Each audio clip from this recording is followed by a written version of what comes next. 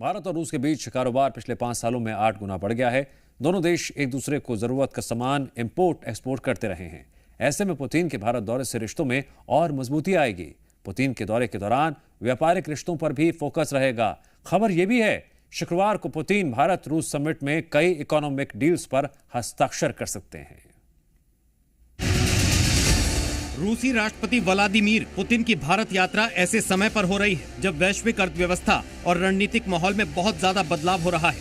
ऐसे में दिल्ली में पुतिन की मौजूदगी न केवल पुराने भरोसेमंद रिश्तों की मजबूती पेश करेगी, साथ ही दुनिया को ये संदेश भी दे रही है कि बदलते वैश्विक कारोबार, वित्तीय व्यवस्था और सुरक्षा के माहौल में दोनों देशों के रिश्ते कैसे नई शक्ल अख्तियार कर रहे हैं। पुतिन के भारत दौरे ने ट्रेड और इंडस्ट्री में उम्मीदें बढ़ा दी हैं।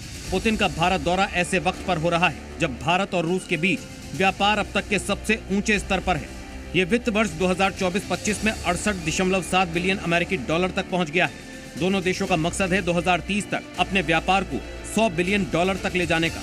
पुतिन 2 दिन के भारत दौरे पर 23वीं बार भारत रूस समिट में भाग लेंगे। ये भारत और रूस के बीच होने वाली सालाना बैठक का हिस्सा है। हर साल दोनों देश बारी बारी से इस बैठक की मेजबानी करते हैं। इस बार भारत की बारी है और फोरम में एनर्जी, इन्वेस्टमेंट, तकनीक और इंडस्ट्री जैसे कई सेक्टर में नई साझेदारियों पर बात होगी। पुतिन के साथ 7 और मंत्री आ रहे हैं। रूसी सेंट्रल बैंक के गवर्नर भी आएंगे।